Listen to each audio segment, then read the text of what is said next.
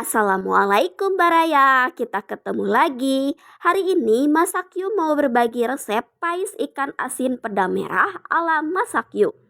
Bahan-bahannya sudah Masak Yu tulis ya. Pertama-tama, siapkan dulu wadah yang lebih besar untuk mencampurkan bahan bumbu isiannya nanti.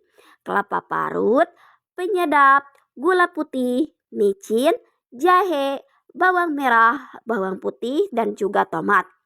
Semua bahannya dicampurkan dan diaduk merata.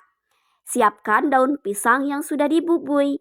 Dibubui itu yaitu daun pisang yang sudah dipanaskan terlebih dahulu supaya tidak mudah robek.